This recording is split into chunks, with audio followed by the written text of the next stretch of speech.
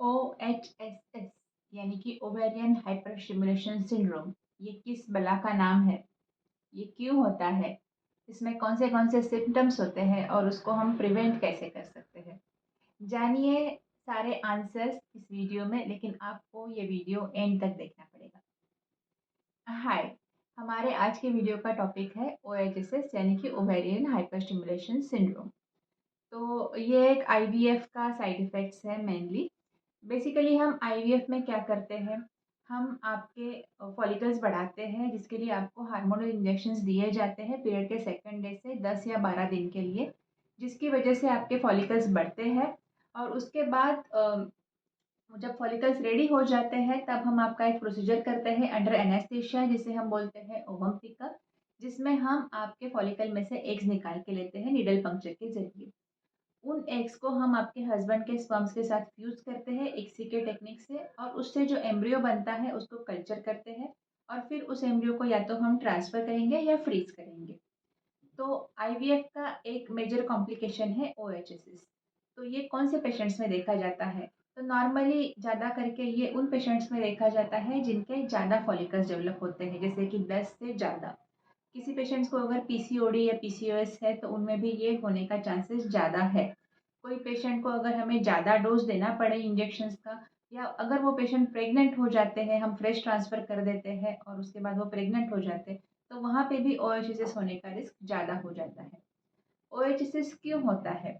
तो ये पेशेंट्स में उनके हार्मोन्स बढ़े हुए होते हैं, उसकी वजह से उनके जो ब्लड वेसल्स है, कैपिलरीज जिसमें से ब्लड जाता है, वो कैपिलरीज लीकी हो जाते हैं। मतलब उसमें से फ्लूइड बाहर आता है, और वो फ्लूइड बाहर आके एब्डोमेन में जमा होता जाता है। तो शुरुआत इसी से होती है कि कैपिलरीज में से ब्लड फ्लूइड बाहर आके पेट में जमा हो जाता है। तो पेशेंट को सिम्टम्स क्या-क्या होंगे? थोड़ा सा पेट में पानी जमा हो जाएगा, ब्लोटिंग हो जाएगा, ओवरीज का साइज़ बढ़ा रहेगा, थोड़ा-सा उनको एब्डोमिनल पेन रहेगा, थोड़ा नौशिया रहेगा, वोमिटिंग रहेगा, कॉन्स्टिपेशन रहेगा, ये सब सिम्पटम्स होंगे।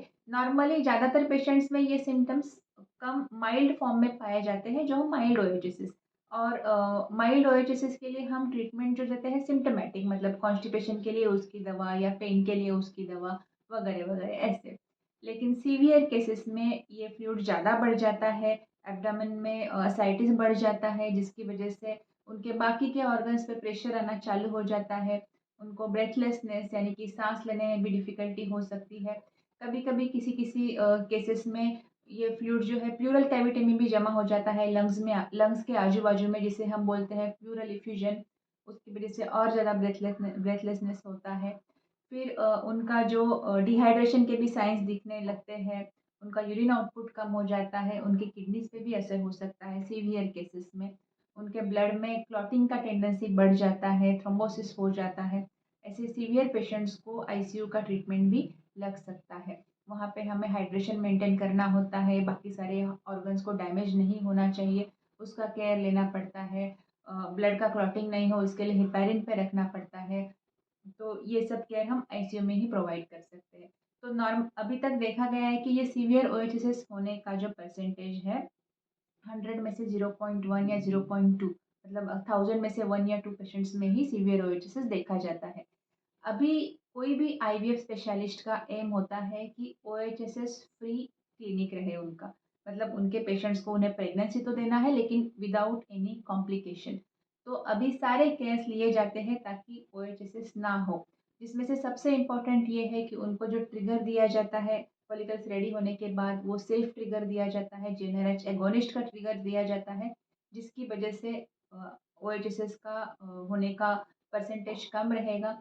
उनके सारे एम्ब्रियोज़ हम फ्रीज़ करते हैं, सेम साइकिल में ट्रांसफ़र नहीं करते। जभी भी हमें रिस्क लगे ओएचएसएस होने का, तो हम फ्रीज़ करेंगे, एम्ब्रियो ट्रांसफ़र नहीं करेंगे, तो ऑब्वियसली ओएचएसएस होने का रिस्क कम हो जाएगा।